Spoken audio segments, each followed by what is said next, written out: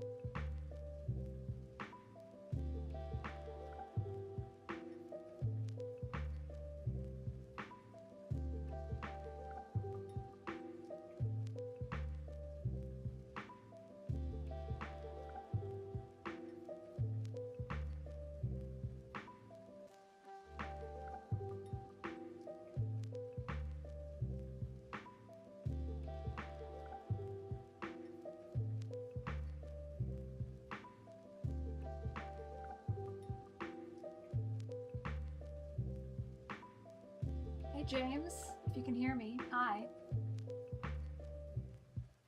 Thanks for joining.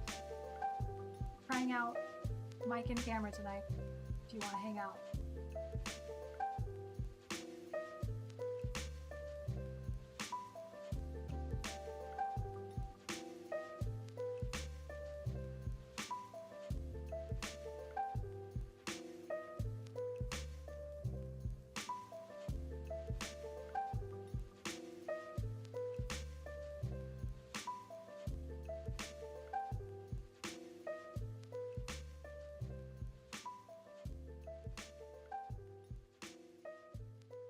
Thanks, James. Took me a while to figure out the sound. I have this really old blue snowball mic, and I know the sound isn't the best.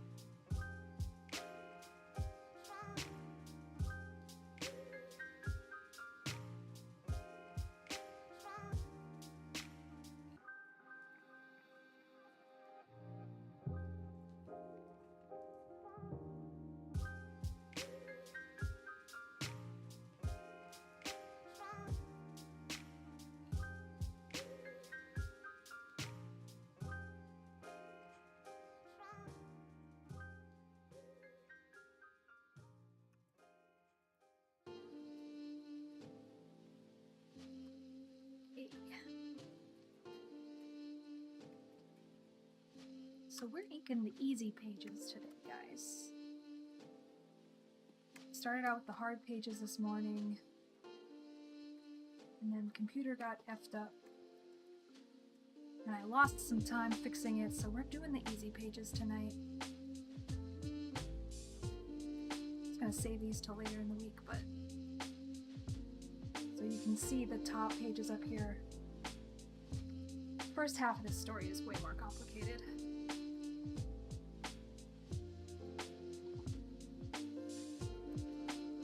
And then these last few pages, it's all just one long conversation. It's just a lot of faces. It's so fast.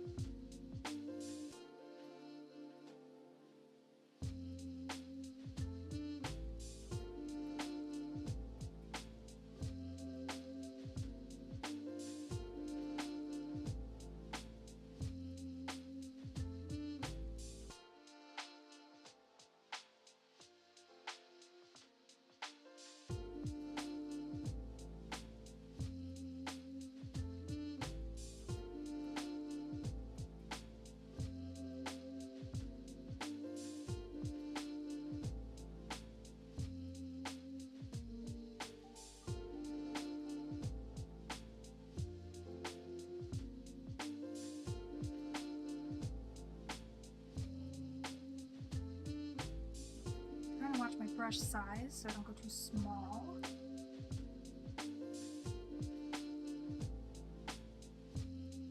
Sometimes accidentally start inking a really small brush and everything looks terrible.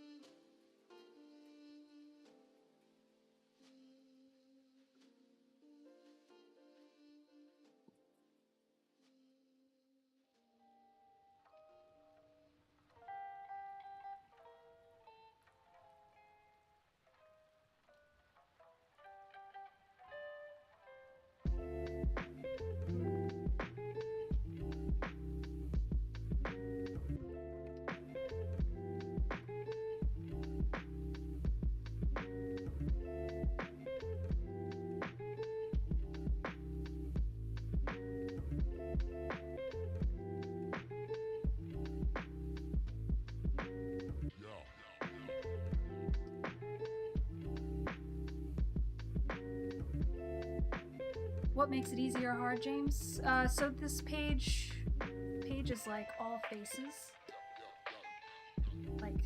like crops of faces, which is really fast to ink. I think it's a mental thing too, like any full body shots or like crowd shots or detailed backgrounds, it's just gonna take longer because there's more lines. There's just more lines to get right. So I end up spending longer on them. It might be mental. And I have this page here that I was in the middle of. It's like a crowd scene, foreshortened scene, multiple crowds. I'll do it tomorrow. It's after 7. But I'm behind schedule too, because my computer decided to go kaputs earlier today, so I should have had all this done already.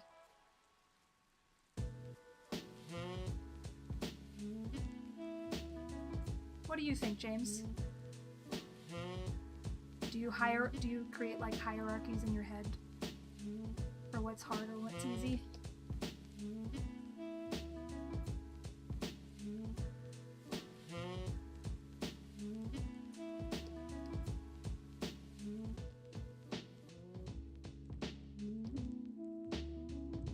These pages are more fun anyway, or to look at, I mean, on stream. People like faces, so one hopes.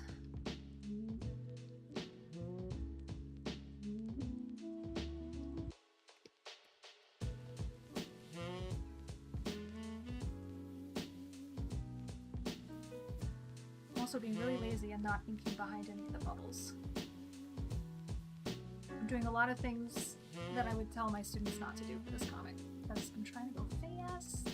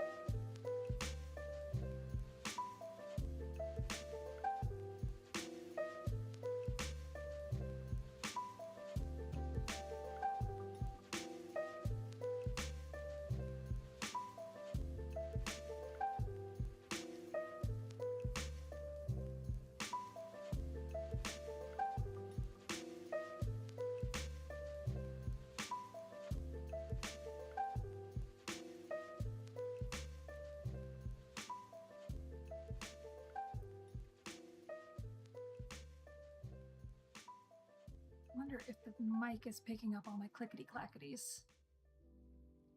Like, you guys getting this? I'm hoping that that's nice ASMR for some people.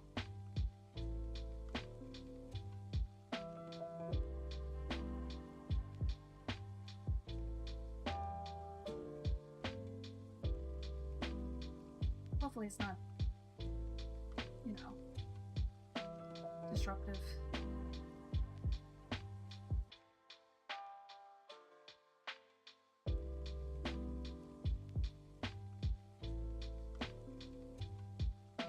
Very faint clicking. Okay. Thanks, James.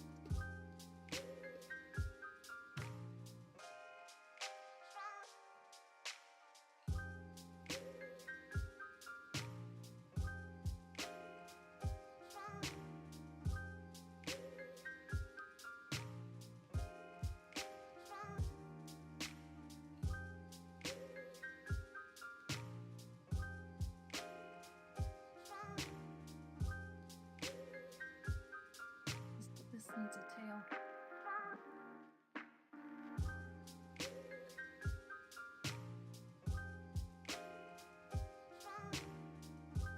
This one? Oh no.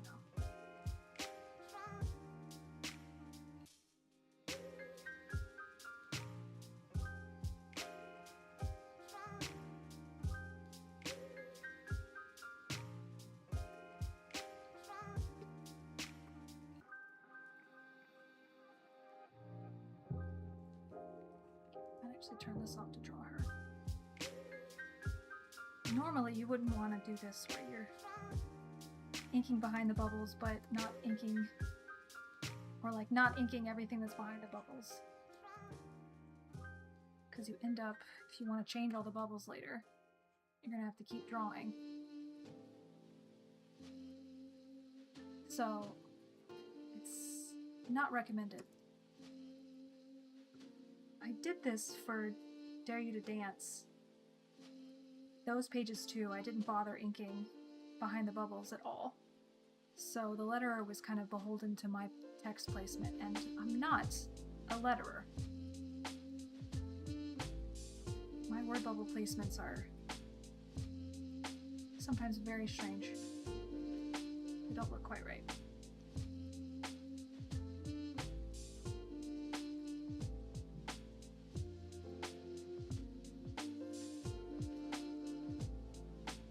Do it for all my comics, for pretty much every, no, Die Horny also, I did that. I was lazy and I placed all the bubbles where I wanted them and inked around them.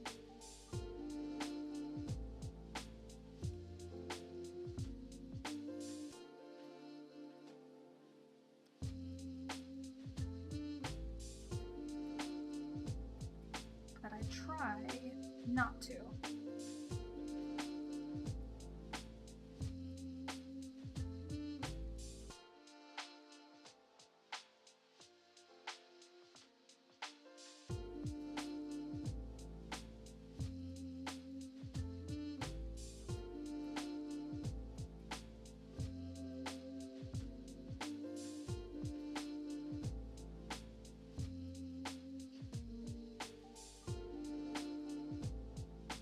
Do I write out a full script before drawing? I don't. I do a lot of writing out an outline, but it's not formatted like a script. None of the dialogue is locked in place. I start drawing the thumbnail straight from the outline most of the time, including in this case, I had an outline and I thumbnailed it first, really, really roughly, and then I placed all the dialogue on top of those thumbnails, like full size.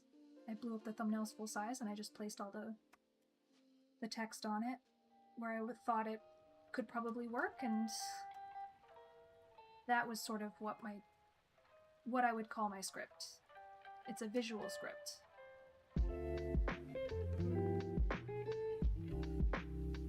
Just find, if I write it out, I always find some better way to pace things once I start drawing. I can't see it until I start drawing it. Or I prefer not to.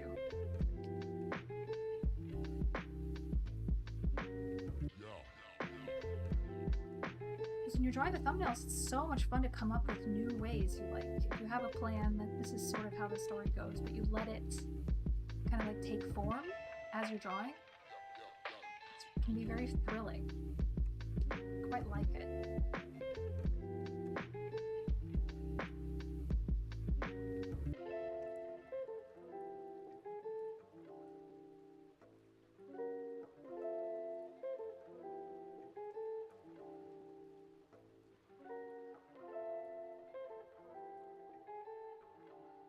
But it does mean I'm not very good at writing a script. Like if I was going to write for someone else, all I could really give them was a loose outline. I don't know. I've been wondering about this. If I was going to write a comic for someone else, would I send them my thumbnails as the script?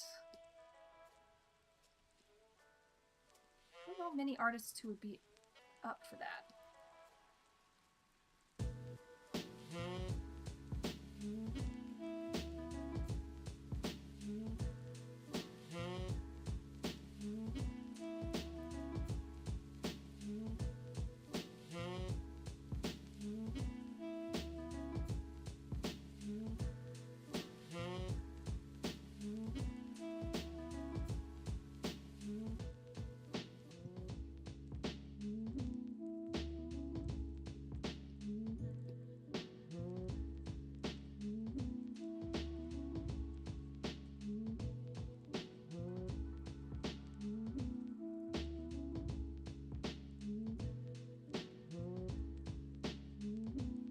Look how fast this is going. It's only been 30 minutes and I'm like more than halfway done with the page. It's like infinitesimally faster an easy page, but it's faster. It just feels good.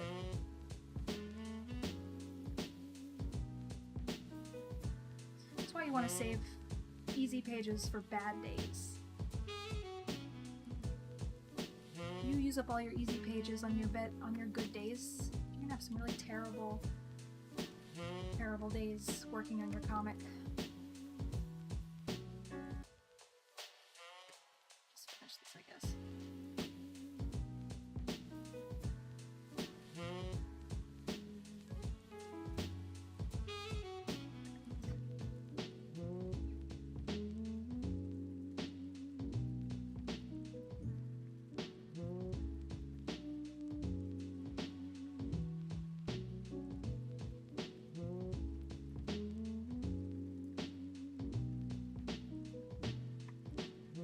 Plenty of people who avoid the problem of hard pages altogether by only making comics with mostly easy style panels. Lots of faces, lots of close-ups, no backgrounds.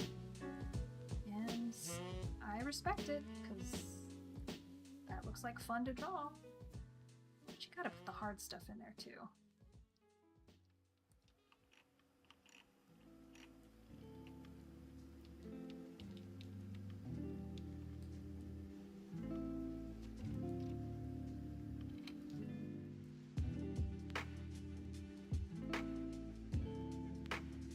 Those difficult pages are fun to read.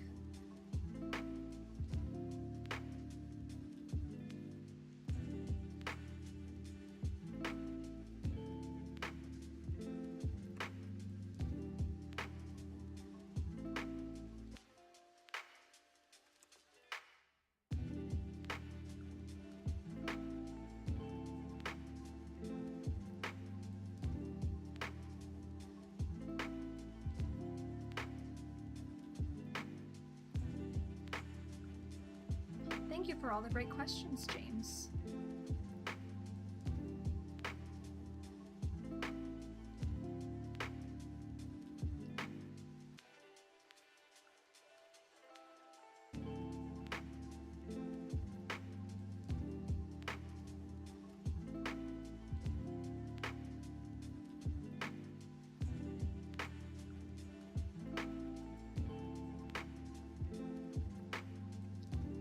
Everybody has slightly different things that they're more or less comfortable drawing.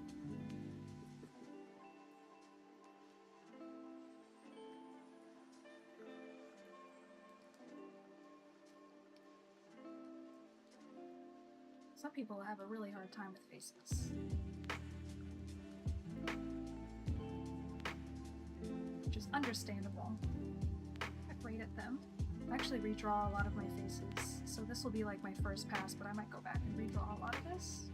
Like little things, like redraw the eyes. I don't know.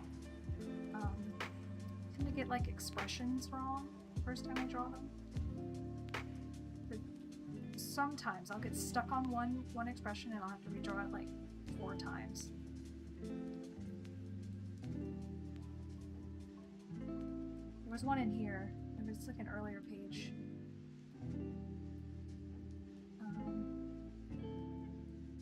Character is like looking off to the side because she's thinking, and she's sort of wary, but she's not quite all the way to worried yet, and I like had to capture that in her like angle and her facial expression and the way she was holding her hands.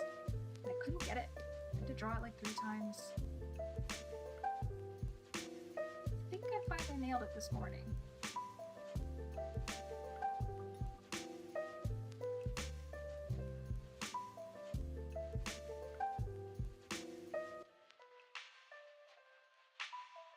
Times with that stuff though, you just gotta like leave it. Just be like, alright, I'll redraw that, but tomorrow, not today. It's not happening today.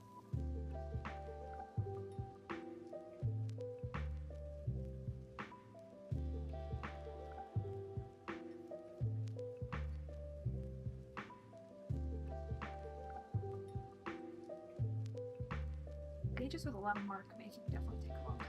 So like shading like this, but everywhere. And I'm not the best at it. I love comics that have really good mark making and like shading and hatching, and I was never really trained to do it myself. So I struggle with getting the balance right. Sometimes those pages take me a while.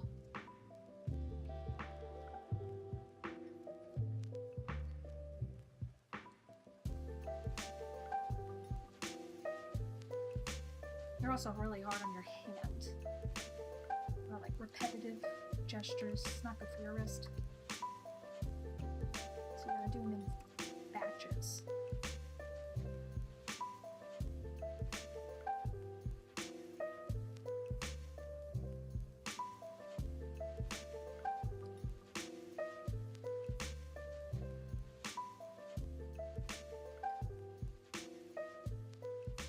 The story takes place in a forest, no buildings or cars, just rocks.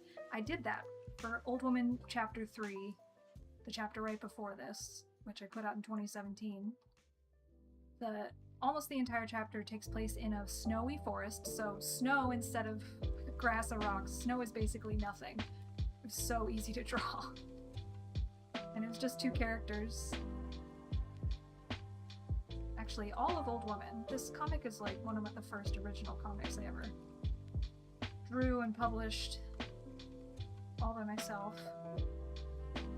And the style and the setting is just easy. It's mainly these 2 sister characters. Or mainly this character here, Casey. It's mainly her alone. And her character is kind of not expressive. She's kind of shy. So she doesn't emote a lot, and she's wearing lumpy clothes, so no need to get anatomy right, and they're in the Arctic, so there's just snow everywhere. So no need to draw any, like, grounds, or detailed backgrounds. And it's a sci-fi story, so no need to make any of the like technology look correct because it takes place in an alternate reality. So I really set myself up for success. But if you look too closely at any of this story logic, it doesn't make sense. But that was the point of it. It was just I wanted to draw a comic that incorporated things I knew I could draw comfortably and that I wanted to draw. And that's one of the 3 questions you have to ask yourself.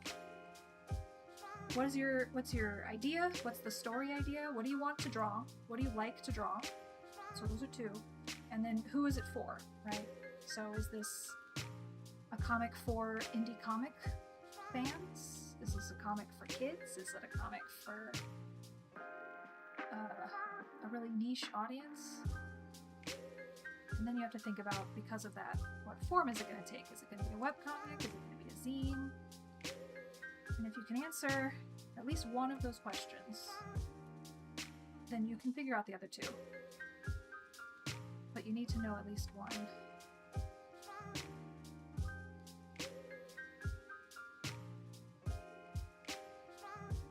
Yeah, I think for me it was, for this comic, the first thing was, oh, I want to draw a comic that's like got an aesthetic, a vibe that would be fun to draw. So we'll just find a story that kind of works for it. It's that easy.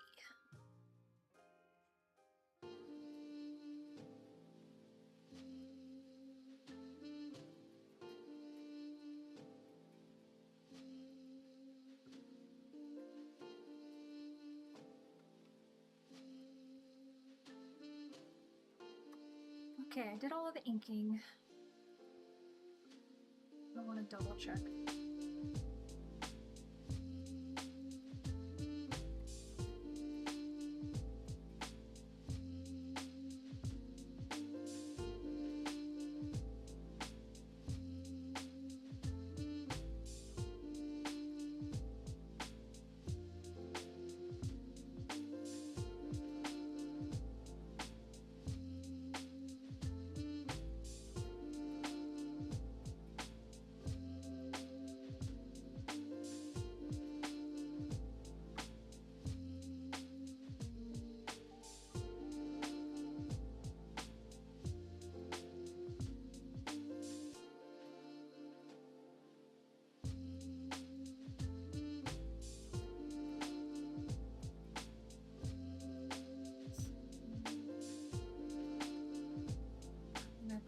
Top panel, but tomorrow, another time.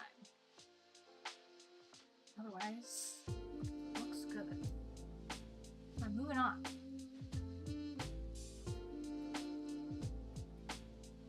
We've got 1, 2, 7, 8 pages at 18.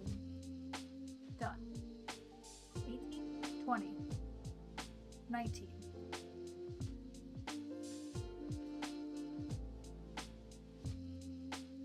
Almost halfway.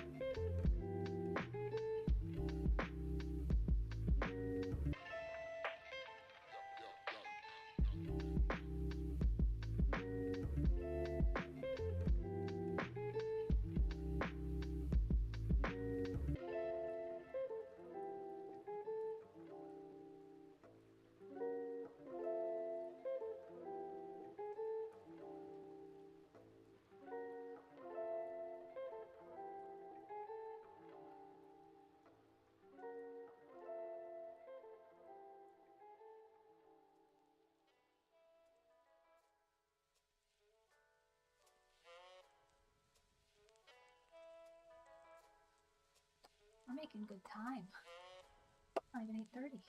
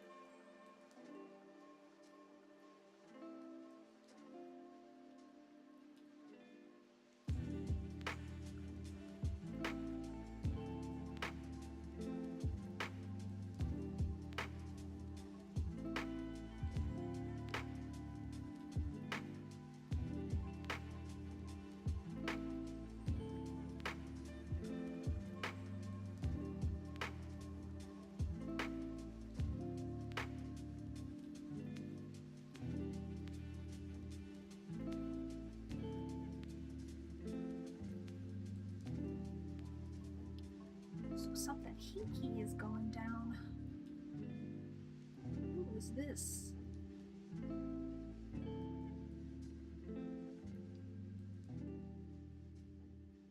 she see? Who could it be?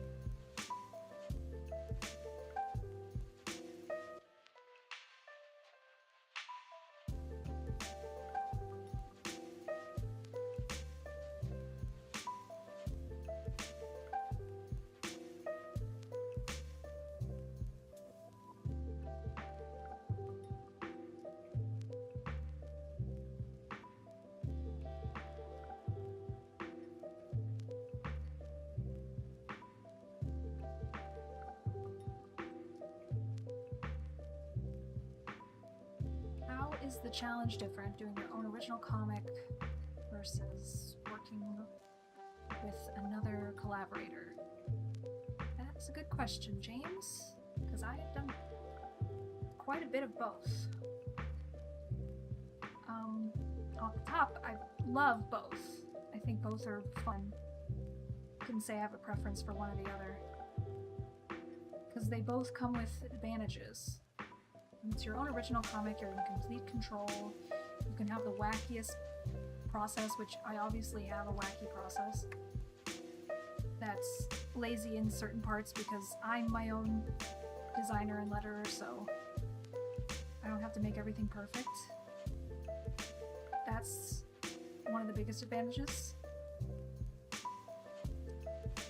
And obviously when you're working with someone else, like, you need to make sure all the files are formatted the same way and you don't have like stray layers everywhere. They're really messy, and you've gotten everything cleaned up so that the other person working on it can work with the file really easily. Like, you just have to be courteous, and you have to be conscious of everyone else on your team. Which isn't hard. And it means the extra work you put into doing that means that the comic gets done that much faster and it looks that much better, so it's worth it. But the advantage of working with someone else is related to that. It's that the comic gets done and you're doing less of the work to get it done. So I've mostly worked with other writers, and I've had the advantage of always working with writers who are also comic book artists, so their scripts are written for an artist, by an artist who understands the effort that will go into making everything that they're describing. So they're not going to just put random details in.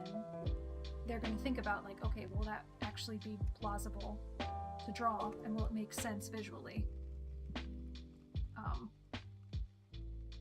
But when you have a really good script, I really like the puzzle that you get to solve, where they describe something and you think, how are you supposed to draw that? That doesn't make any sense at all. But of course it does. It does make sense. You just wouldn't have thought of it. So it becomes this, like, mind puzzle where you sit down, like, you have to solve the Rubik's Cube of this other person's brain and their vision and how it would make sense with your drawing style. And I think that is so fun. And then you end up drawing something that you would have never thought of in a million years, which is really exciting. So many of the things that I feel like I'm really confident at drawing and love drawing are things that I learned to draw through other projects with Hope and with Mel Gilman, who did Nellie Bly, and other writers. So you just get to, like, expand your mind. And I just worked with a letterer for the first time, like a professional letterer. So I drew the comic, I wrote it, I drew it, and then I handed it to this letterer who is professional at setting type in comics. Like a seasoned professional. And that, I'd never worked with someone who was, like, their whole job is being a letterer before. And I was like, okay. I was really nervous because I don't usually do the typesetting for the graphic novels I've done. Usually it's a designer or it's the writer who's putting the final bubbles in. So I can like guess where they're going to put the bubbles and try to draw the panel around where it's going to be. And they'll try to work with my vision as much as possible, but this guy, like, he's lettered for so many different projects, so I was like, what is he gonna do? So I just sort of sat back and let him go. And he made the most interesting decisions, all of them genius. Like, I handed him the letters that I thought, like the bubble placements I thought would work, and he was like, no, I'll fix this. And he fixed it. And it took a comic that kind of read really awkwardly. Like, you know, my bubble placements kind of, it's all over the place. I can get kind of messy with it, and his was like super crisp and clean. It made it look like a different kind of comic. It was so exciting. That was a real treat. And that's for a comic that's coming out at the end of September, which I can't disclose any more information about because it is top secret.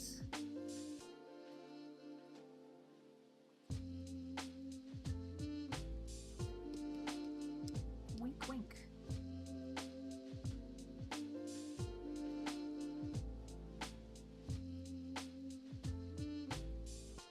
One thing I really like in a lot of the collaborations that I've done where I've handed the art back to someone else to letter, I've often done the bubbles myself. I've drawn the bubbles. So maybe they'll place the text and I'll draw the bubbles around them, or I'll draw the bubbles first and they'll lay the text in. And that means that I am very particular about bubble tails, balloon tails. And I have found that different artists have different styles, but in my process, I rely a lot on the tails to kind of like tell the story. Like the way someone says something is going to be reflected in the way the tail comes out. And it like can't be too obtrusive. Like I don't like tails that are too long or go straight to the mouth.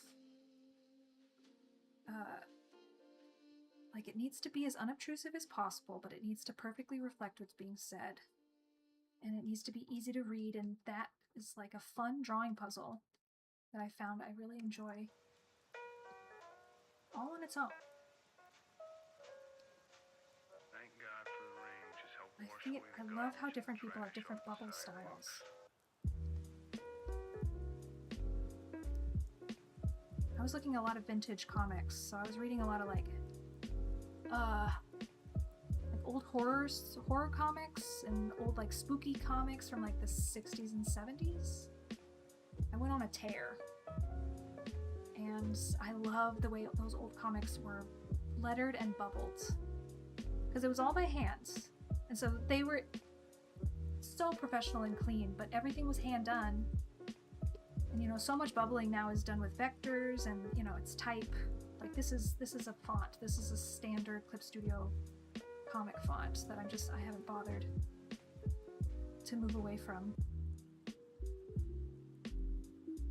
One step up from Comic Sans.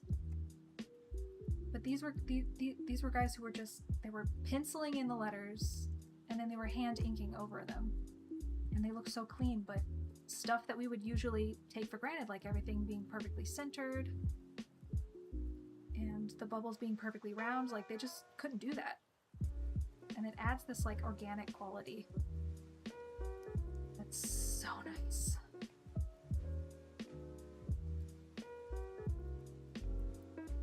So that's my 2 cents. It's me and my soapbox. Everyone should go and find some old vintage horror comics. I really like Harvey Kurtzman. He helped found Mad Magazine, did a lot of weird comics, but he did some of those early horror comics. Man, they are good. Like Gene Cohen? I think it's Gene Cohen. Did Dracula? The Tome of Dracula?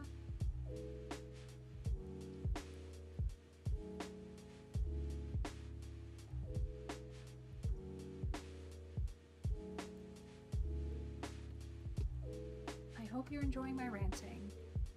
I think about this stuff a lot. But at the end of the day, I still don't know nearly as much as some comic experts.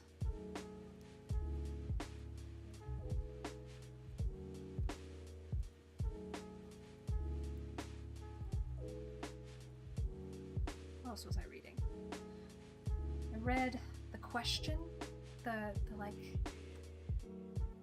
Dennis. Is that Dennis Cohen or Dennis Cohen? I think it's Dennis Cohen as well. His run of The Question in the late 80s, early 90s. It was awesome.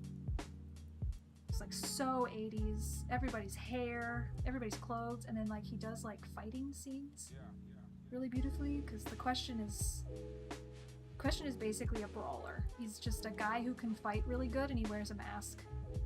And he's kind of moody and philosophical. And there's different iterations of him as a character. But in this one, he's really just kind of a normal guy. He's got some problems, I'd say, some personality issues. Like, he should go to therapy, but the comics were fun to read.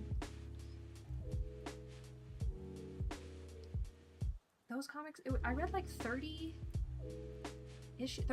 I think there's like 36 or 40 issues of them between 1989 and 1992. And in order for that many issues to come out, they're all 30, 40 pages long. These guys were drawing hundreds of these pages a year. Which is doable, but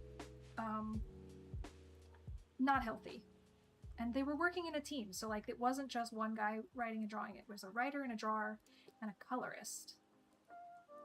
Sometimes more. Sometimes I think there were 2 colorists, or there was a letterer as well. So that's where that collaboration probably helped them stay on pace. Can you imagine doing that for 3 years straight? I wonder.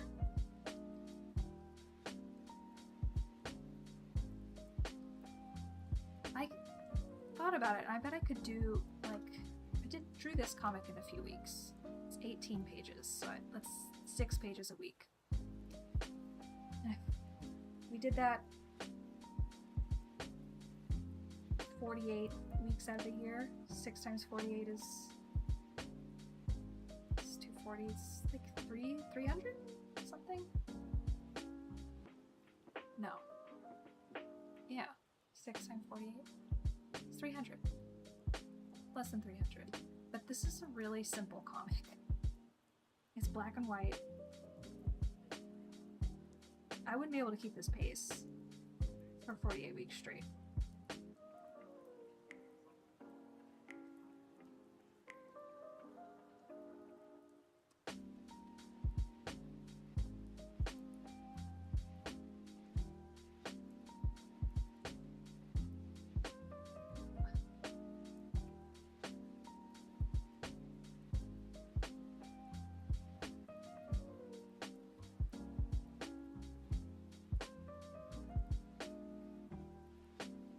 More healthy, it's maybe 6 pages every other week. 6 pages and then a break, something like that. 3 pages a week. That's a little more healthy. So that would put you at 100, maybe 150 pages a year. And that would be great if you were making a living wage off of that, because that'd be a full-time job. Usually you're not. So you then have to take more time off to gather the funds to support yourself. And that's where people get tripped up, because they don't know how to sustain themselves. That's the challenge.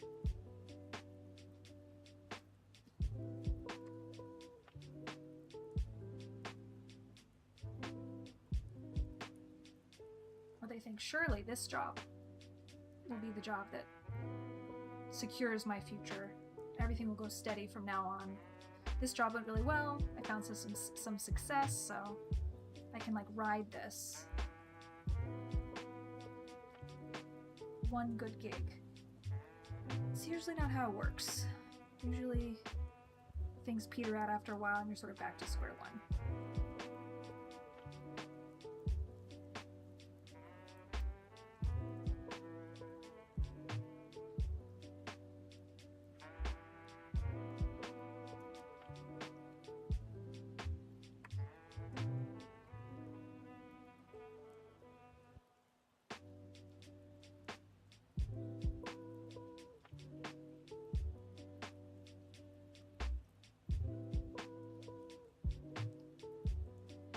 Clip Studio that you can select. I don't know if you can see it. You can't.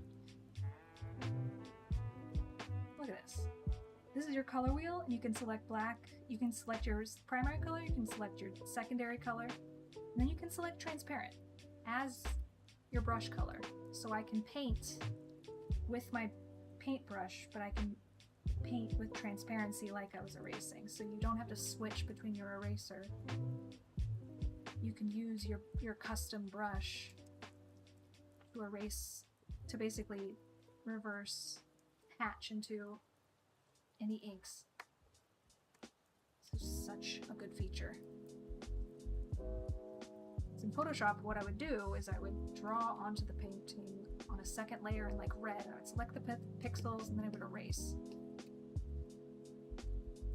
to get some kind of like custom brush stroke.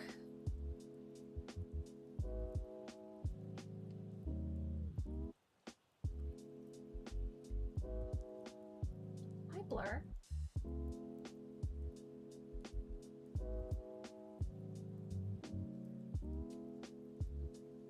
A big wave of illustrators like Jillian. I love all these. These are all my heroes. Jillian Tamaki, Sam Bosma, Rebecca Sugar. Mwah. 3 goats. I was a bit behind them. They came up a few years before me, and I was, along with everyone else, just basking in their brilliance. But I did come up a little while ago. Back then. Do I have a good network of other artists I talk to on the reg? I don't have one network. I feel like I have several.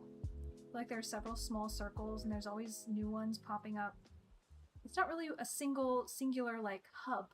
I think a misconception is that there's like a central hub of illustrators or comic book artists, and everybody knows everybody as long as you're inside the hub, and it's got like 1 or 2 people at the center, and then it's like sort of like a solar system with 1 star, but it's more like a galaxy with lots of different little stars and planets, and moons and asteroids and things, so like you float around a lot. And there's lots of different types of people working in the industry, because there's not just artists, of course. There's like the people who make the books, and there's the people who sell the books, and there's the people who do the designing and the building of the software and the organizing of the events and the teaching and the award giving and the advocacy, and all those people are like part of the network as well, and sometimes they're not artists. So I have a sort of smaller subset of people who are just, they're my bros in arts, and then I have a lot of friends who aren't artists as well, or who are creatives in other fields, because, you know, creatives flock to creatives. Doesn't really matter what you do. But I would say if I have a specific type of question, like if I have a book question, there are people I go and ask, and if I have like an illustration question, there are people I go and ask, and so on and so forth. Does that answer your question? I don't know. Designer at Xbox. There you go. See? I knew it. I didn't even mention games. There's a whole gaming circle, and then there's like a gaming journalism circle. And then there's like the influencer streaming, interviewing, press. That whole scene is a lot of fun.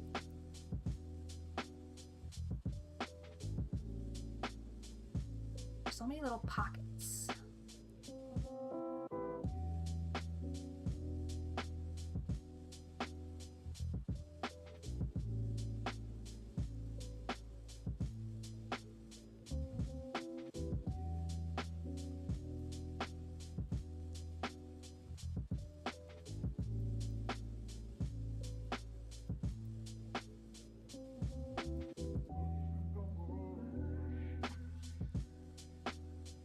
Oh my god, right? Yeah, the Twitch art scene is full of amazing people.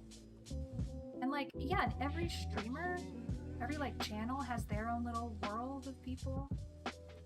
There are like local clubs and groups that are their own little networks. I feel like if someone tried to do a deep dive and like mapped or like Kevin Baconed their way through different art communities, they would all sort of link up and it would just be this like, there would be no central point.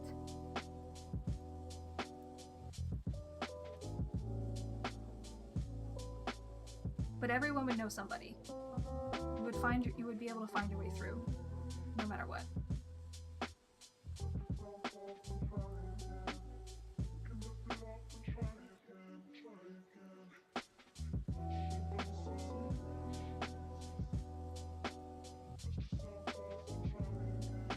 Oh yeah, and there's like animation. That's a whole scene. People who make the animation, the producers, and then people who build the software for that.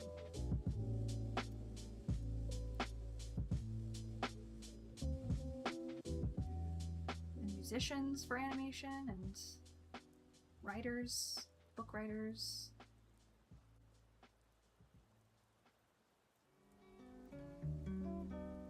There's curators. Talked with a curator this summer. People who are talking about purchasing of art for collections. Which we don't really think about. That's going on too. Exhibitions.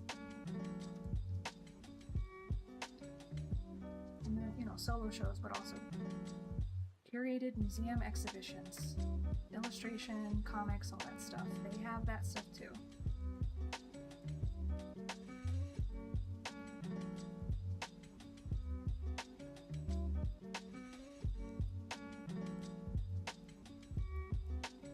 We're making such good time.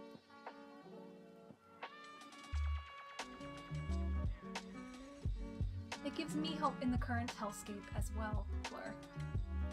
I feel better when I think about it that way.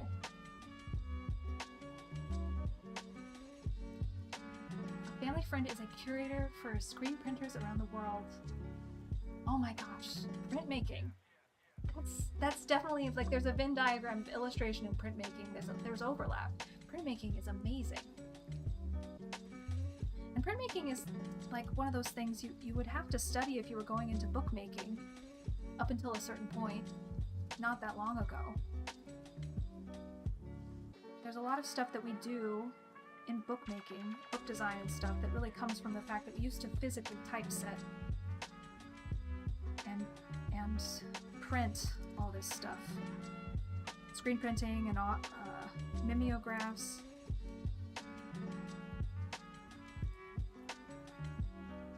Which is a really fun thing to study if you're interested in books.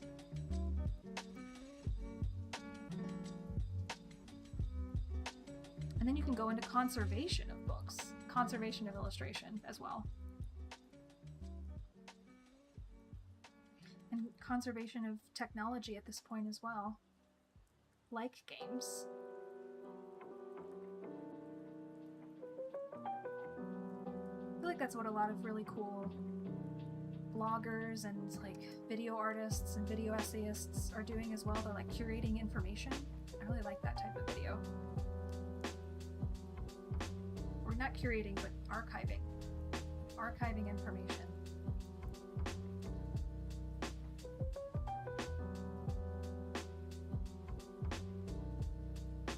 Yeah, and Gen Z and Gen A love the physical stuff again. I was a little worried. This is the thing. I think we were all a little worried. We're like, oh no, they were going to love computers too much. That's the great thing about youth. Can't predict it. They're like, no, we want our analog back, please. I hope it's not just a trend that they like tech decks and their tape recorders and stuff. I hope it sticks. I mean, that's what zine culture is. It's saying like, okay, these corporations have decided that they're in control of print, and only certain things can get published, and only certain types of people can get published, and that's obviously BS. And we're going to make a zine to prove it. And that's what zines are, and have often really always been. Back to like the Harlem little magazines. magazines here in New York, printing their own whole network of books.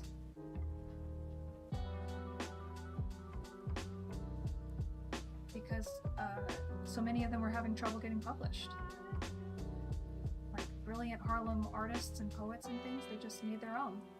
And they called them little magazines, and then 20 years later we started to get this thing called a zine, a fanzine. And now here we are. I was a little worried because the youth didn't know how to pronounce zine for a little bit. I'm hoping that's coming around.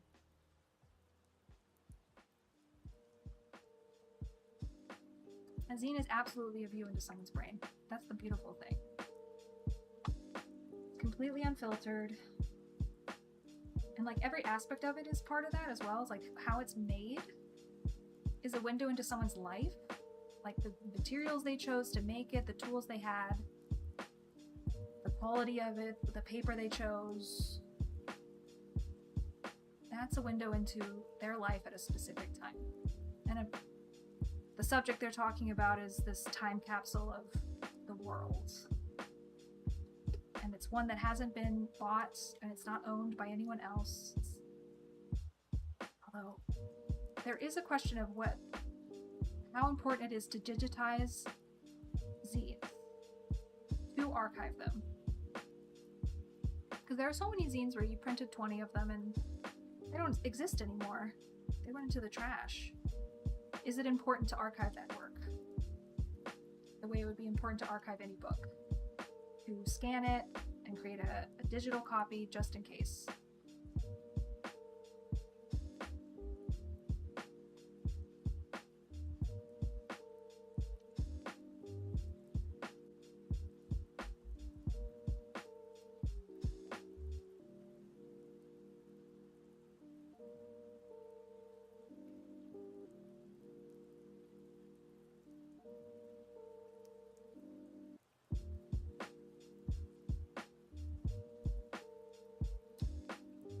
Most of my zines are digital to start with,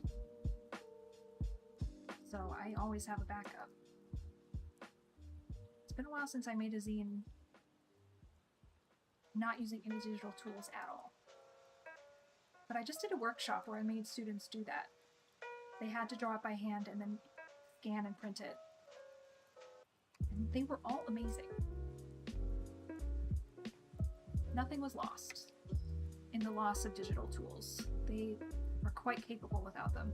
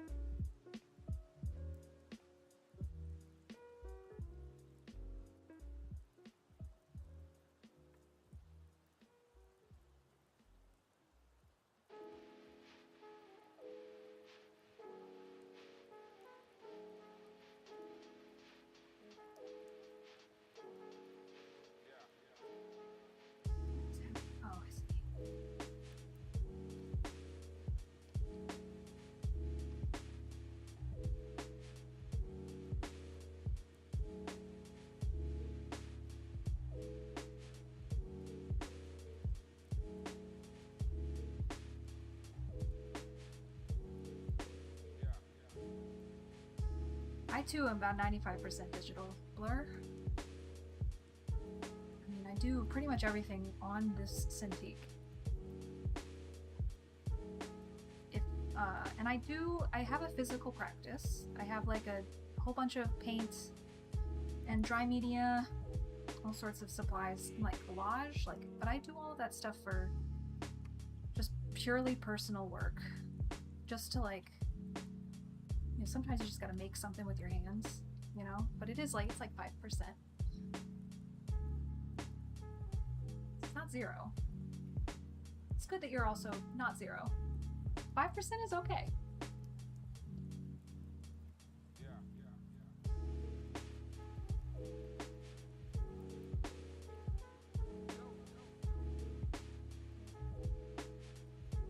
When I was just starting out, I did everything by hand, like all the inking and stuff. Like all of this, I would be doing with,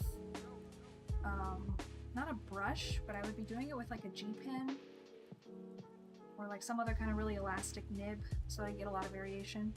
And it was really hard. Like I have a really shaky hands,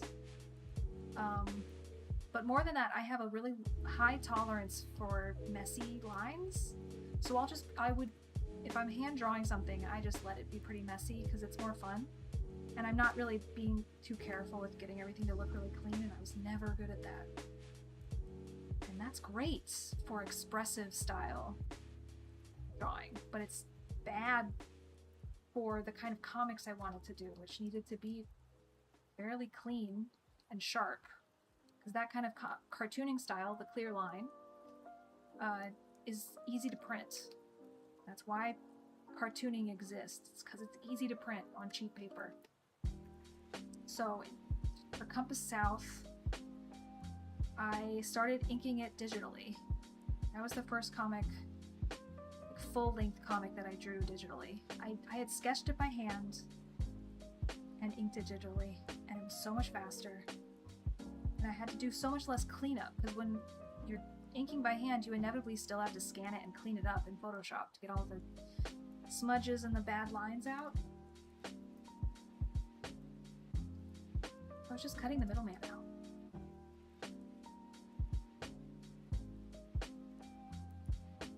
But I know a lot of comic book artists who ink by hand still, even if they have a digital tool that they use a lot, like an iPad.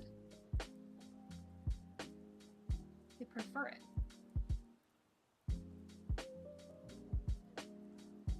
And some of them are even quite messy. But it's because they allow their inks to sort of contain that human element. And they own it. So you can do anything you want.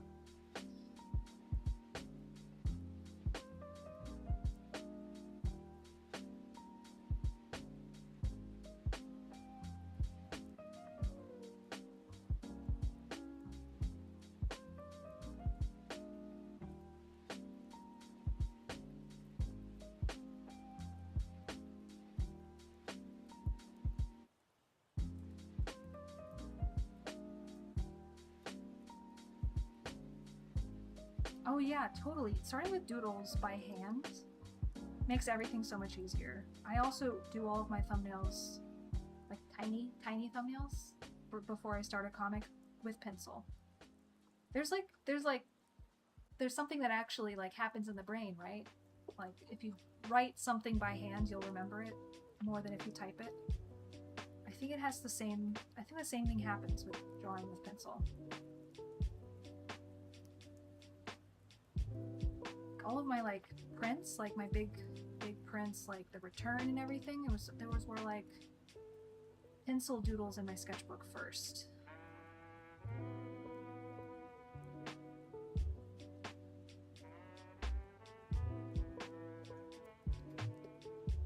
I see some of my friends who do logo design, they do their little sketches in their sketchbook, and it's like a page full of tiny little logo designs, and it's so cool. I love it.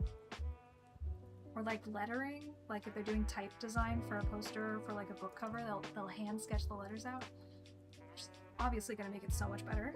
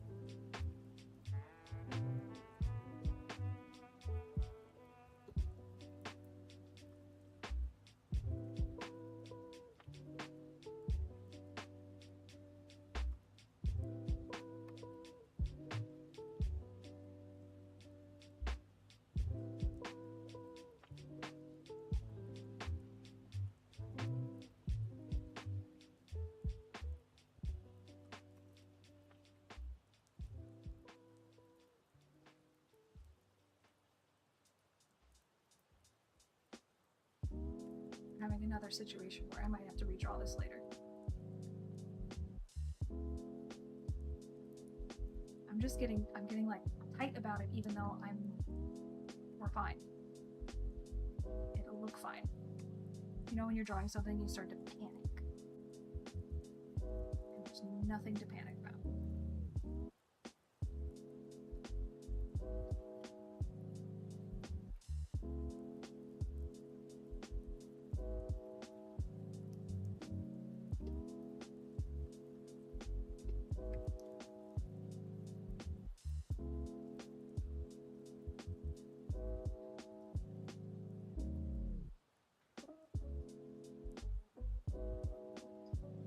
It's not right.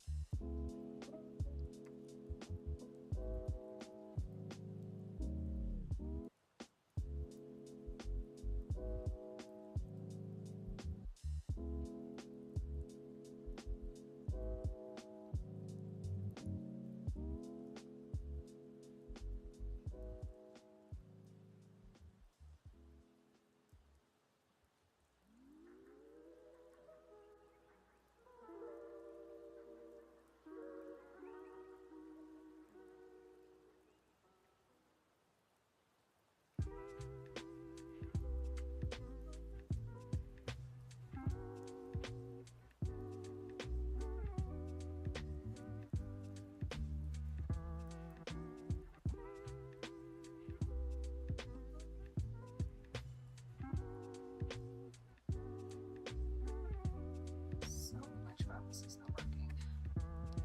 Let's try.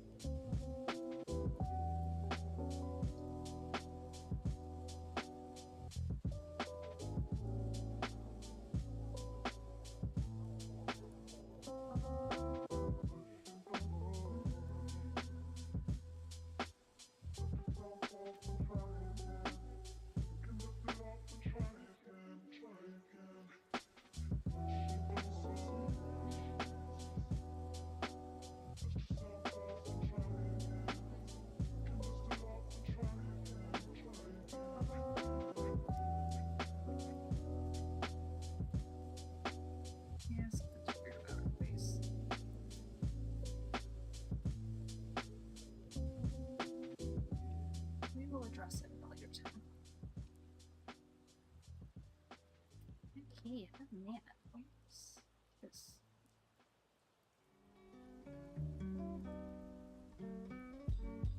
That was pretty good.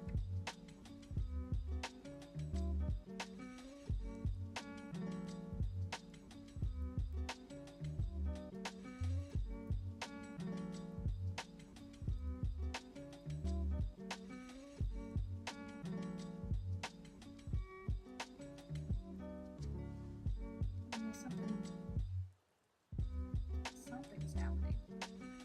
This, don't like it.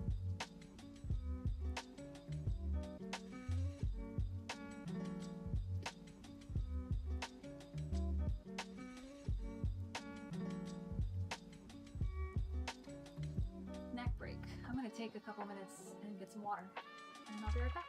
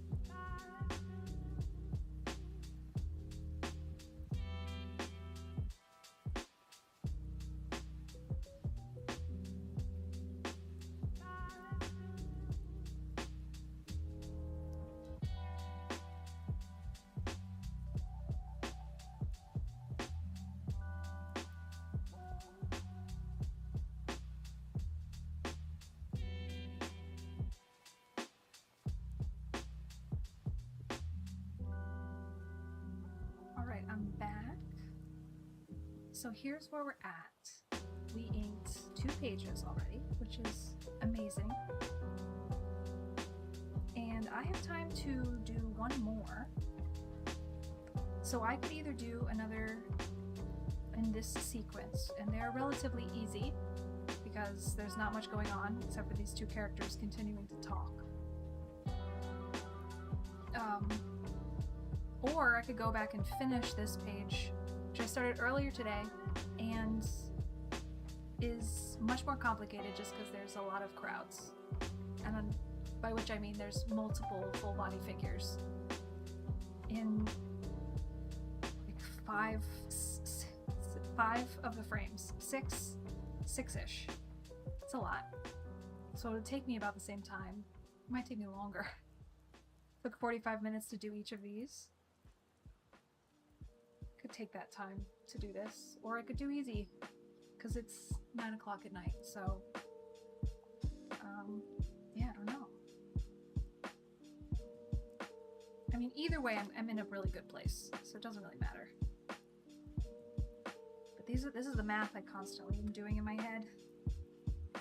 I'll like set a quota for myself for the day. Today it was 6 pages, and I I about hit that already. And then if I have extra energy, basically I say like, okay, so just do like one extra thing. And then I have to decide which.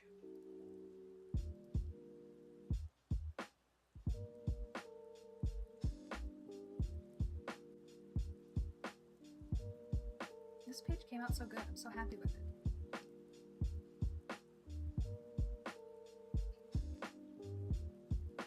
It's so weird. What is happening? What's the mystery? Here's what I'm gonna do. I'm gonna be a good boy and I'm gonna try to do this page. I'm gonna do like these 2 panels, and then if I am emotionally done, then I am going to let this page go until tomorrow, and then I'll switch to doing a few panels of this page, and then that will even it out. That's what we're gonna do. This is very what is it? Eat your vegetables. This is a very eat your vegetables decision.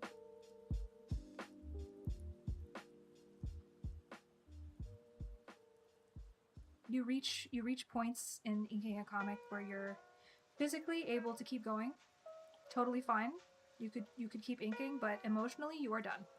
You are done for the day, and if you draw one more thing, you'll scream. And big part of figuring your practice out as a comic book artist is just finding that limit and learning to recognize it. And then learning to work with it.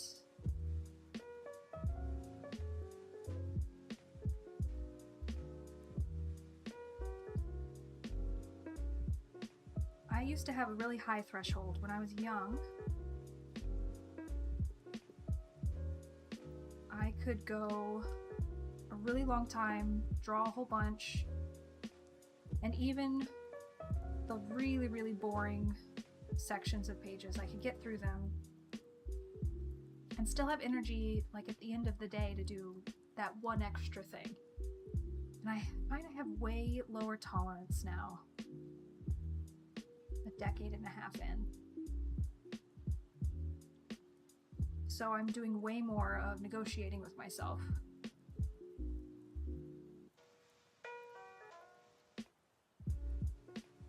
But it's good that I had that experience young and used it to learn where my emotional threshold was and how it felt.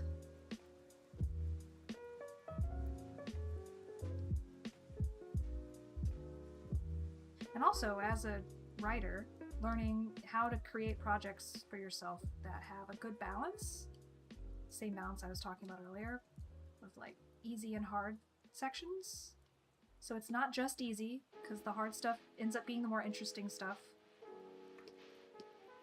And also the challenge is what keeps your brain interested in any project you're doing.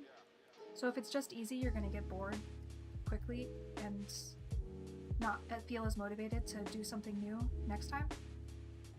So you gotta challenge yourself, but then you also have to balance it and say, okay, I know myself, and I know that I will throw a little hissy fit if I don't have a bunch of pages that are just pretty and full of fun little details that'll just be fun to draw.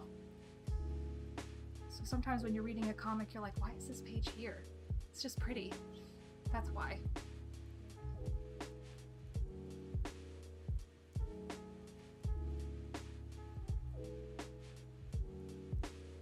Why is this panel of this pretty character take up like the whole page? I mean, it's nice and everything, but why is it been made so important? Because the person who drew that comic is a human being, and they have needs.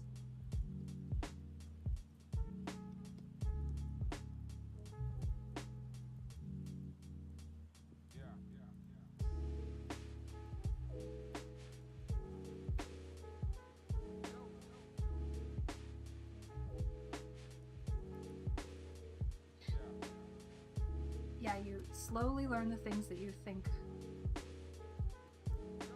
you find that are the most fun to draw. Or you're right. But I mean, in my case, I didn't know any of this stuff was fun to draw until someone told me to try it. Which I only say because I know a lot of students who are like, well, I'm really good at drawing trees, so I'm only gonna draw trees. And then if you say like, are you sure that you don't think that maybe also drawing birds would be fun? And like, no, birds are hard. Why would I enjoy drawing birds? Maybe that's why you're gonna enjoy drawing them, because your brain is crying out for a challenge. And then it ends up being like your whole career is drawing birds. So yeah, you're right. By drawing a whole bunch of different stuff, you learn what things are treats. What things are roses and what things are thorns. In a way.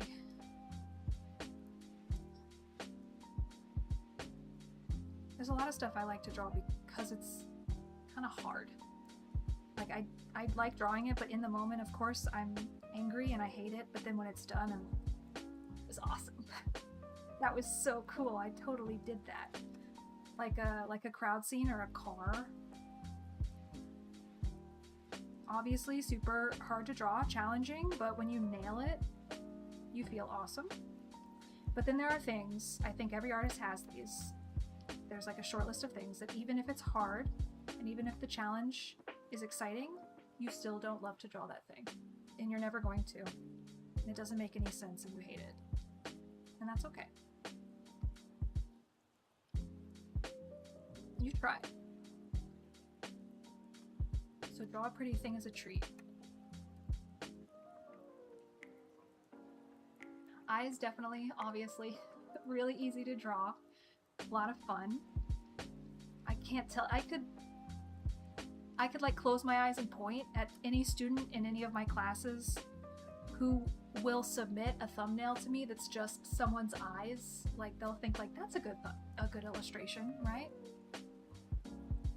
Maybe it is, but like, it's the thing everybody chooses to draw first, so. The thing you learn to draw first, I guess. But yeah, of course, eyes are so fun. Snake scales. Oh my gosh. I find that really challenging, a snake scale like texture, hand drawing it. That would be on like the fun challenge list, not the never love it list, but it would be a challenge. That's pretty cool.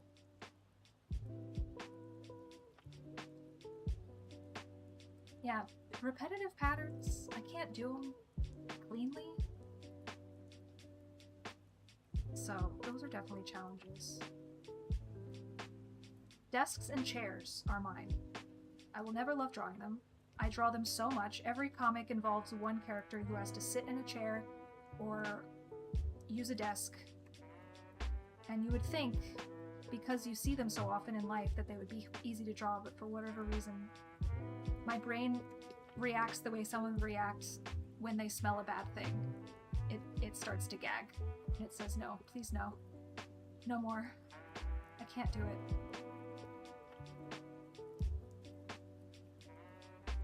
Like, I like painting a table and a chair, but drawing like a classroom of chairs or drawing like someone's office and drawing the chair from every angle is so annoying.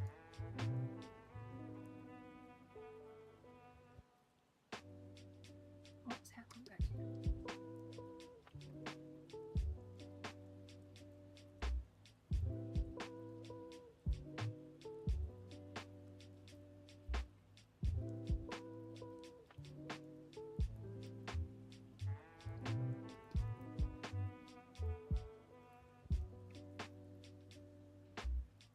Okay, we did one annoying panel. Let's do two.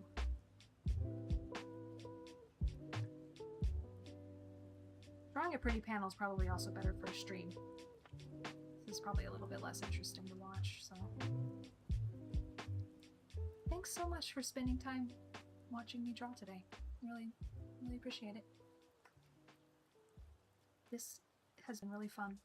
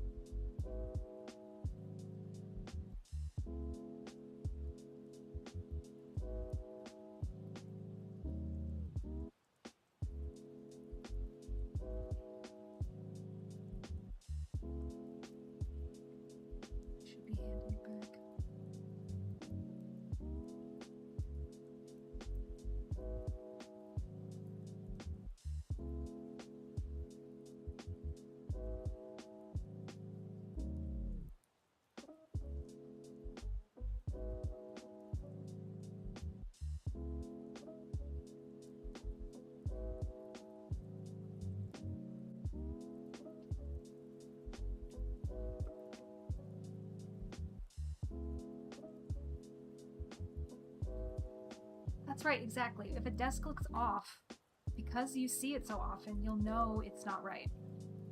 And that makes it inherently more frustrating to draw. And it's not, well, I mean, it's the same thing with eyes. If they're off, you just know, but you can fix them easier.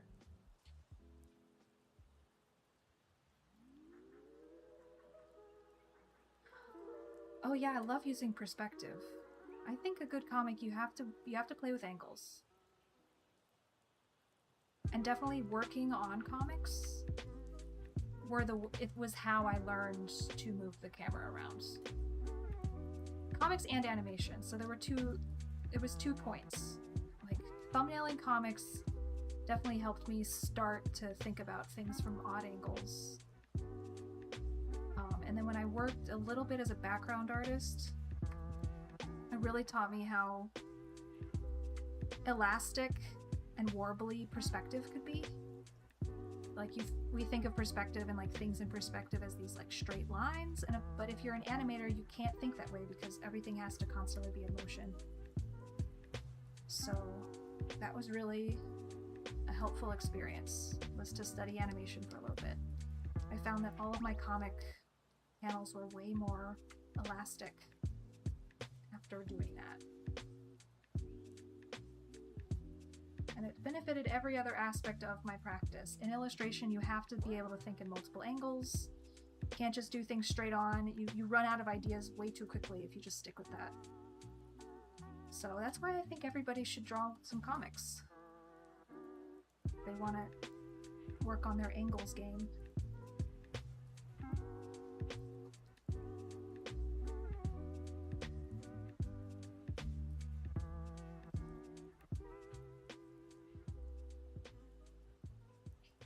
Richard, how's it going?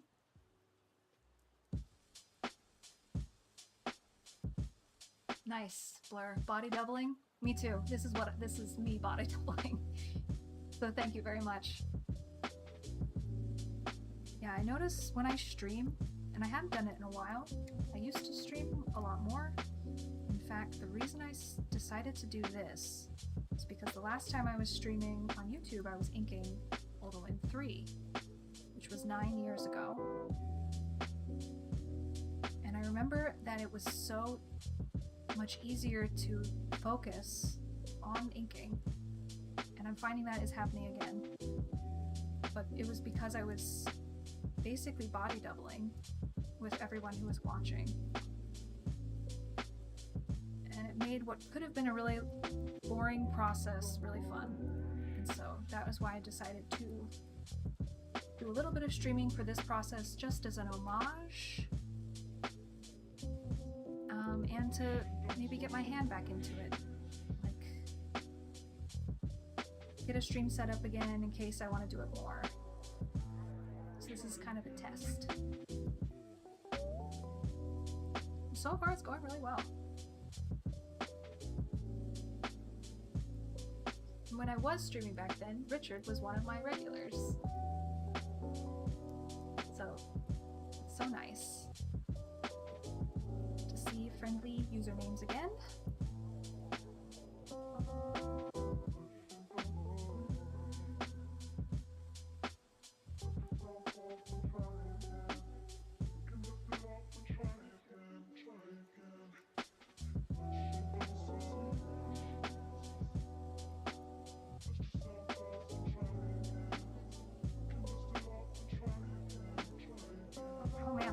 I just totally skipped to the next panel.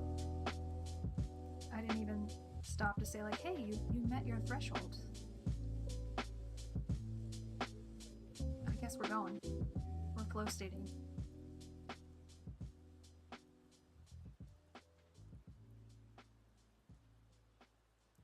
That tends to happen. You say like, oh, I don't want to do it. Oh, it's boring. And then you say, just do one. Just try one. And you say, oh, I don't wanna. I wanna go play video games. This is boring. And you say, okay, just give me one. And you say, okay. And then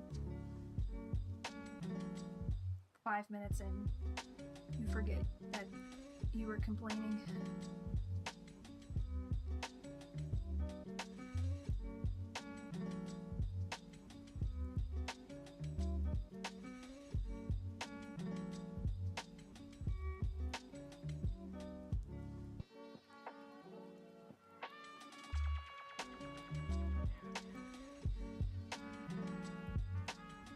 I didn't stream at all during Salt Magic. I posted the sketches for Salt Magic regularly, so I had a Patreon. I still have it, but I don't post to it. But I posted all my sketches for Salt Magic weekly. But I didn't stream. Kinda got, I don't know, too focused on other things.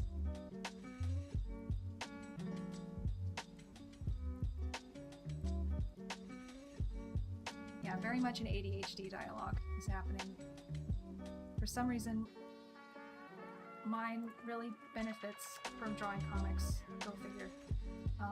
Yeah, the backgrounds in Salt Magic were a lot of work, and truth be told, I had help. I sketched all of them, and I did a lot of like pre-design for a lot of those environments, so I had maps and models and reference pictures for so many of them. That was a big help.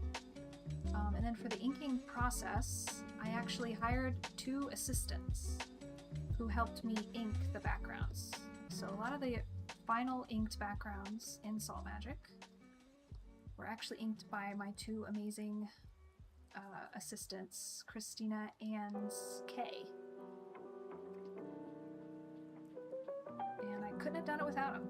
We were on like a crazy schedule, and I was working too much. I was overworking, and I just wasn't going to get it done unless someone came in and helped. And so it's just one of those team situations, you know, faster with a team.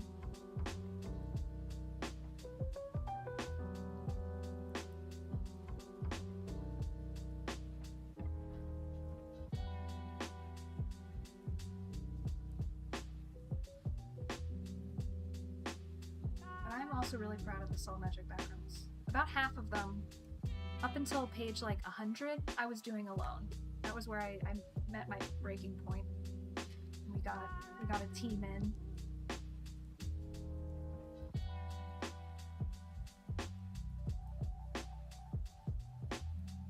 Yeah, go team.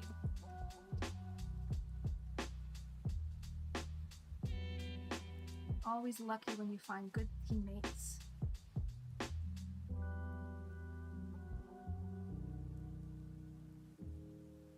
Really lucked out with the people we got to help on Salt Magic. It wasn't just them, actually. I had an intern at the time.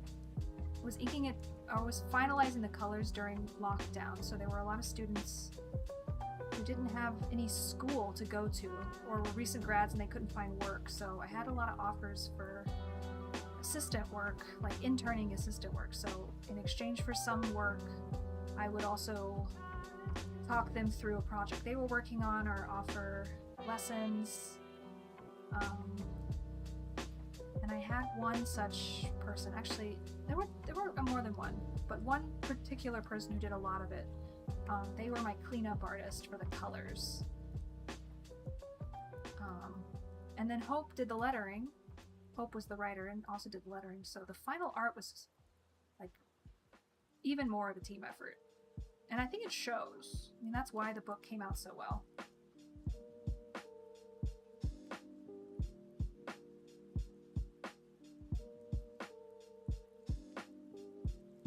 And then for Dare You to Dance, which just came out, I did pretty much all of it.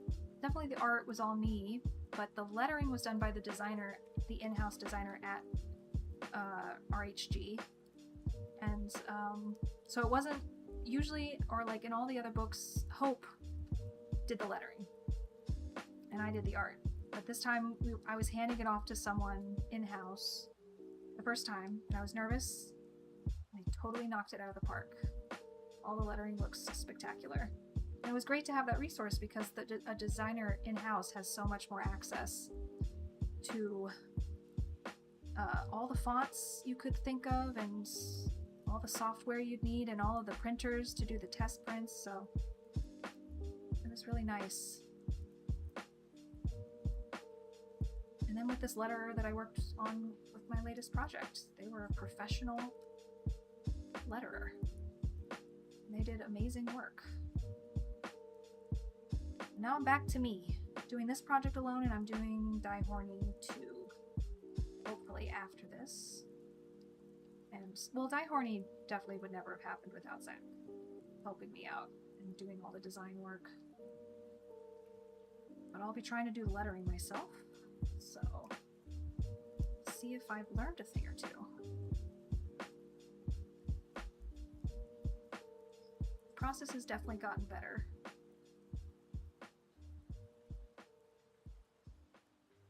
More streamlined, more predictable. Better at scheduling myself than I was a few years ago. So we're getting there. Look at that. Look at that. We did 4 panels. That's so good. I don't want to do this panel. Look at all the people in it. It's got foreshortening. I don't want to do it. I'm skipping it. We're gonna do this one instead.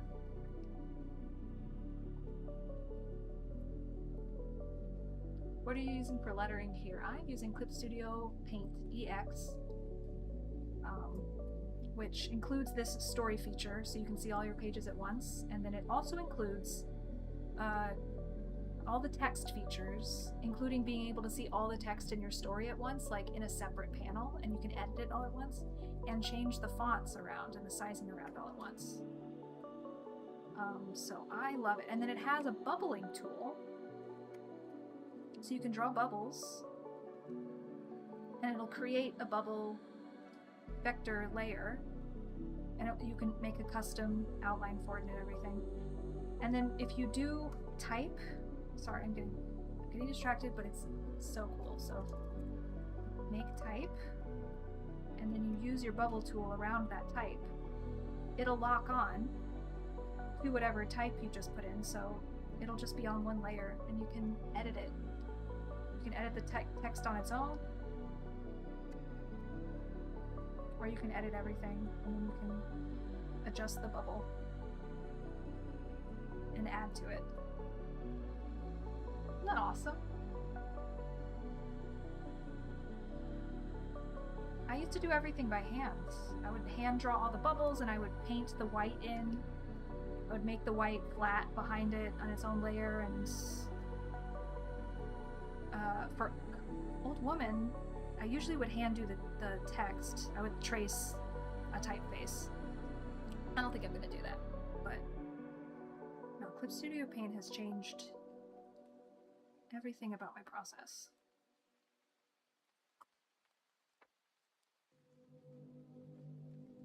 It's so good. You can draw beneath, it stays in its own layer, you can change anything, you can delete that bubble underneath the text and the text will stay, and so you can redraw the bubble if you didn't get it right the first time, or if you decide you want a different bubble style. And then yeah, in the drop down, it has this thing, edit text, over here. And I won't open it up because it only opens up if no other documents are open, but so all the text in every document in the story will open as like a list of all type, and so you can just sort of like scroll through it and like edit things all at once. Like if you decide a character's name it needs to be different, and you're like, I don't want to open up every page and change their name, you can literally just open the edit text and Control F and find the character's name and just change it, and it'll resave the document with the new spelling right in there. You might have to go in and adjust, but that makes it really convenient.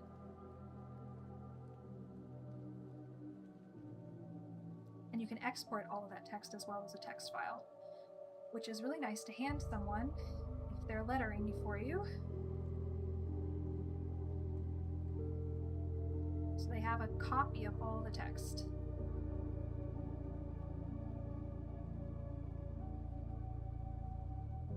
The paneling tool is also great. I don't use it.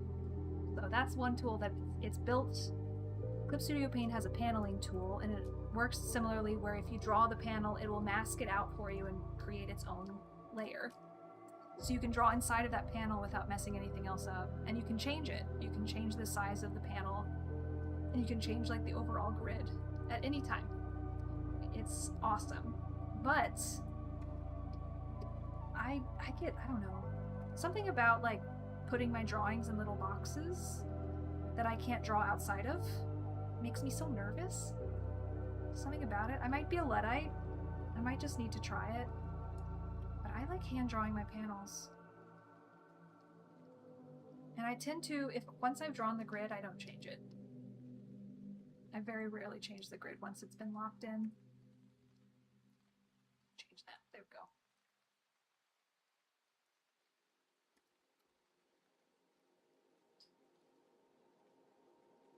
I don't use the smart shapes, James. I know those exist.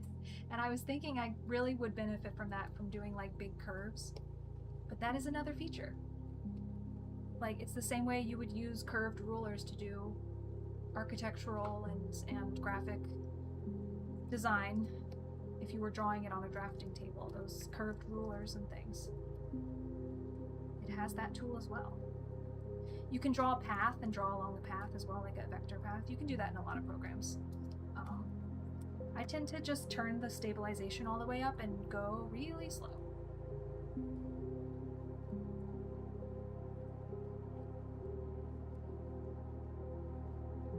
They did think of everything. Clip Studio Paint was built for comic book artists, which is why it's so perfect. Exactly. Bill, I decided Bill was stupid, and Billiam is obviously a better name, so what am I going to do? Oh, I just open text editor and change Bill to Billiam in 5 minutes and never look back.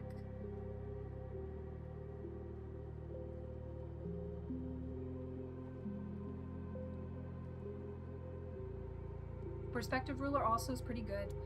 What it doesn't have, and I will never get over this. In Photoshop, if you hold down Shift, it makes any line you draw straight. So even if you rotate the canvas and you hold down Shift, you can just draw along a ruler and it will be a perfectly straight line. What Clip Studio has is that if you hold down Shift, it'll draw a line from your last brushstroke, and you can move around until you get it right, but it draws that line at the thickest or the heaviest pressure of your pen tool. So the line is always like perfectly uniform and way too thick. In Photoshop, you could draw up and down that line like you were holding an actual ruler to your canvas. And I used it so much. All of my early illustrations, all my early comics, any straight line, I really took advantage of that tool. And you know, my early illustrations, it was all straight lines. It was because of that. And not having it in Clip Studio Paint, I took these pages outside of Clip Studio Paint, I saved them as PSD files, I opened Photoshop, and I drew the panel lines with the ruler tool in Photoshop because it was just so much faster. And yes, I could have used the panel tool in Clip Studio Paint and just drawn my panels as masks. But doing it by hand means that I get little imperfections that show that it was drawn by hand. Like these lines, they're messy, but there's little pressure variations. And in a sort of elitist way, I really like that. I like seeing that. So that was my unpopular opinion. That's one part of my crazy process.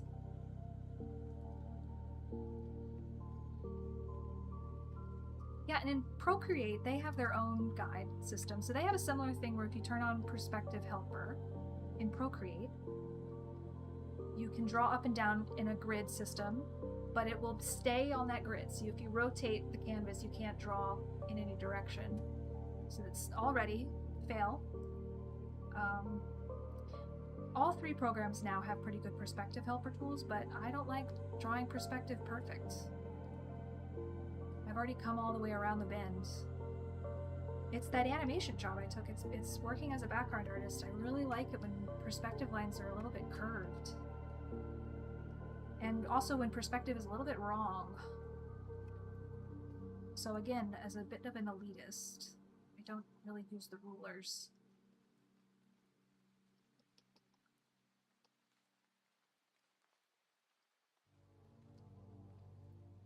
I think you can trust yourself a lot more than you think, usually, with perspective. People especially who think like, oh, I need a guide to get it like exactly right. Like, it's fun to use the guide, but you don't need it. It'll look fine. It's not like a desk or a chair. If you get perspective a little bit wrong, nobody notices. Some people like it. Some people like me really, really like it when it's wrong.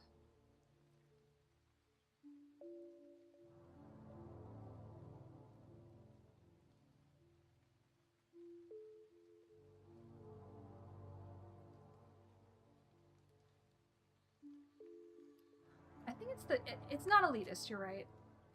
It's particular though. I like to see the human hand in the work. I think it's more that I like to have, I think I'd just like to have done it myself.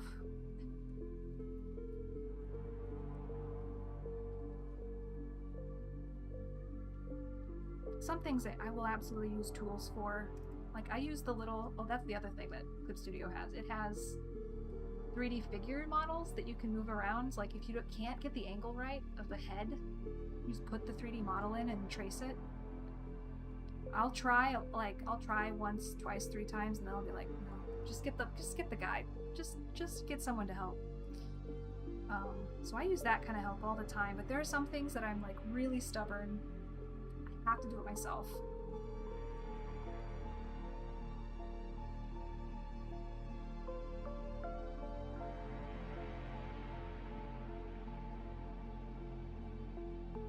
But yeah, the 3D model, and it's not just heads.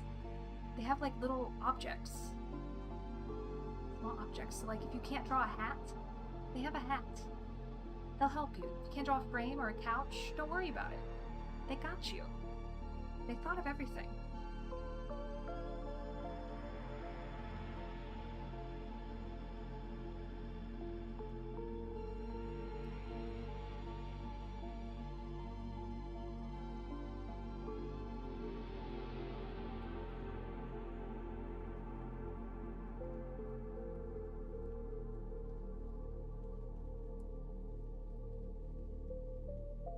Let's make sure that's consistent.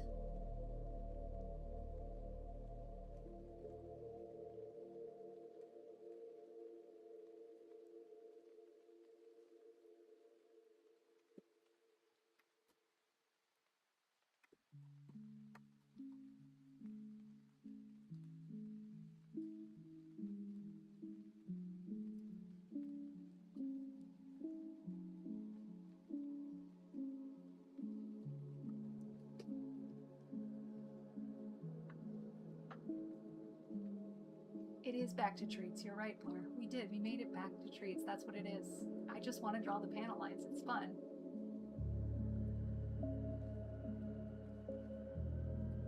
It's satisfying. And when you're doing the panels, I love doing the panels right before you start inking, because you're like, I'm about to ink. And inking is so fun. You're like setting all the pages up, making them nice, getting them ready, making sure everything's like all set. And you can do this part of it.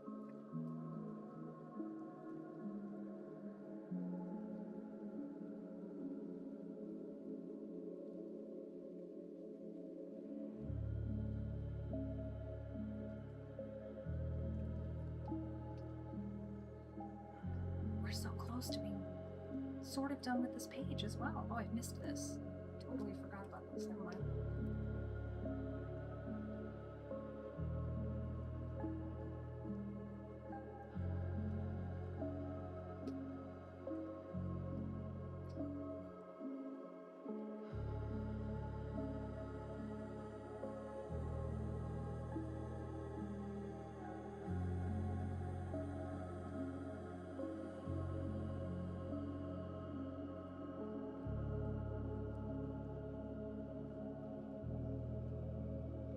great chatting, Blur. Thanks so much for sticking around. I had a lot of fun. I'm gonna be signing off after I finish this page as well, so I'll probably be back next week doing this again. So I hope to see you there. Have a good night.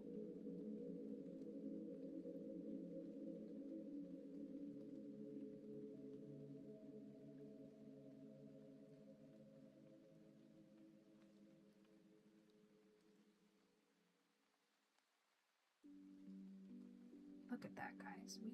We said this page was hard. What time is it? When did we start? I actually don't remember.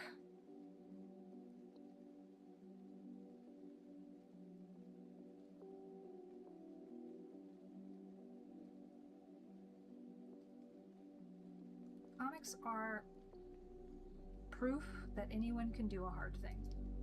That's what I think. You're constantly finding out that you can do something really difficult if you just break it down into tiny little chunks.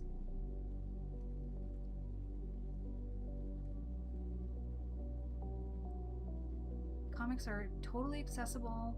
Anyone can start a comic, anybody can finish one, but the comic itself is a work of genius. So it ends up being a work of genius that anyone can accomplish.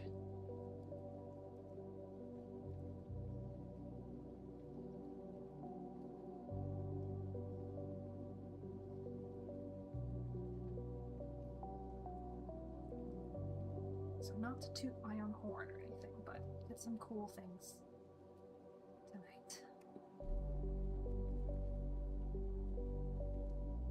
But that's just because comics are great. And Clip Studio Paint is great.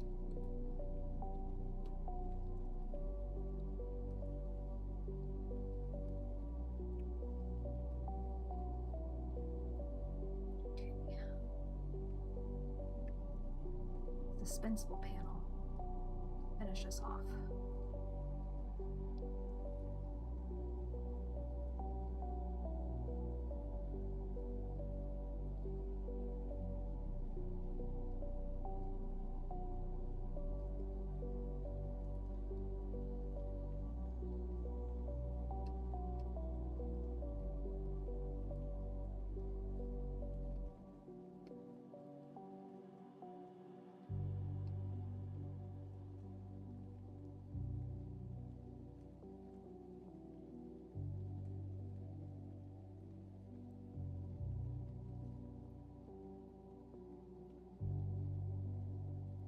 Another kind of panel that I love to draw is anything with hands. And I know that that's, for some people, something they hate to draw as hands. And I get it. If you don't get them right, really frustrating. Sometimes at a weird angle, I can't even figure out a hand. And I end up getting really frustrated, but most of the time, I've always really liked drawing them, so they've never really been a challenge. And I think a panel that's got a hand in it, even if it's just a hand, can be very expressive. And it's a good alternative if you're like, well, I don't want to draw something complicated. I think this needs to be an intimate kind of a moment, but I also don't want to draw the character's face, because that would be too revealing. Or you've just drawn the face too many times in the page and you need a break. Draw their hand. What's their hand doing? When you're writing also, if your characters are in a dialogue, two characters talking to each other, what are they doing with their hands? Talk about it. Show it. Maybe it will further the plot. Maybe it will end up meaning you don't have to say something, because the character does it instead. Hands are great things to draw when you're like, I want to draw something, but I have no model. I don't have a picture to draw from. You always have a hand. You can always draw your hand. You've got a hand. You can always draw at least one appendage, right? A shoe, an arm or a leg.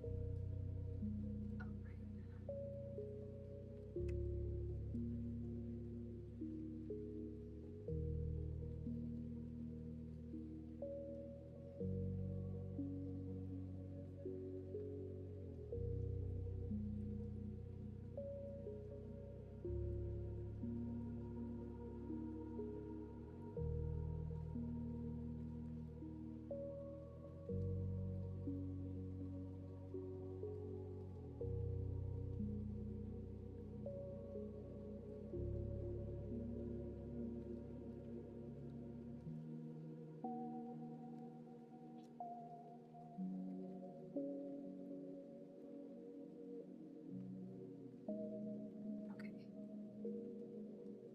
Oh, I missed this. I always skip this panel. We have one more panel to do. Let's miss her.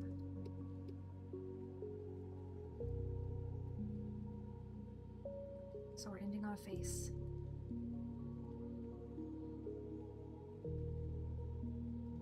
I was sketching this exact panel last week on my first stream, 1 week ago. So you can go back and you can watch exactly how this panel got made. This whole page, this was the page I sketched on my stream. And it changed a little bit. So a couple of these panels I redrew. Definitely reworked the dialogue on it.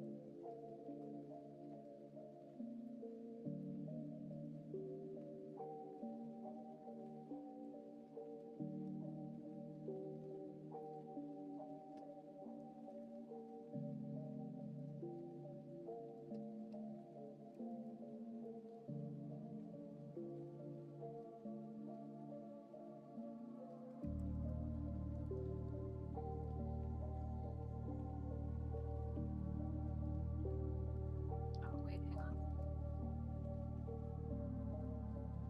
This is the commander. I'm gonna freehand this. We're skipping this panel. This panel is a Wednesday problem.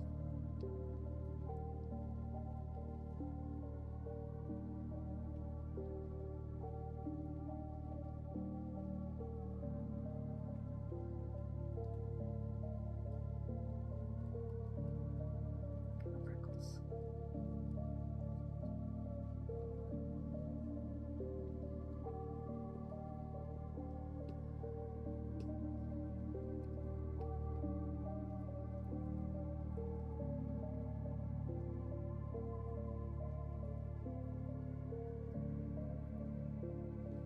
We're gonna give her freckles as a treat.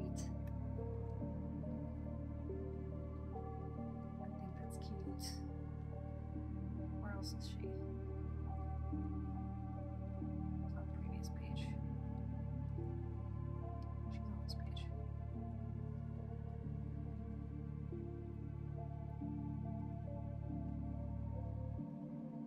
Okay.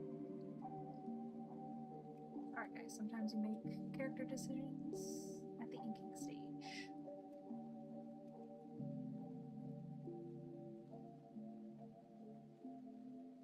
Okay, we did it. Sort of. Did okay. This face is weird. This face might also need to get redone.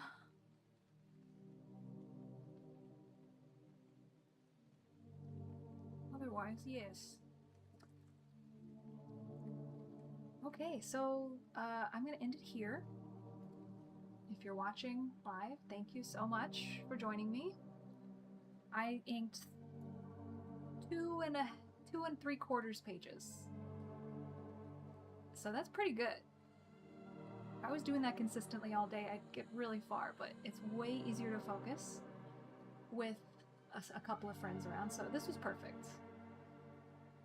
Thank you so much for being here. And if you're watching this later, thanks for watching. I probably will be doing a stream like this again next Tuesday. By that time, I plan to have everything, almost everything inked, pretty much done, and I will be toning. So I'll be adding gray tones and finalizing details for print. But you can see this same comic all the way done. That's the plan. So, yeah. Hope you all have a good night. Bye, James. Bye, Richard. And I'll see you next time.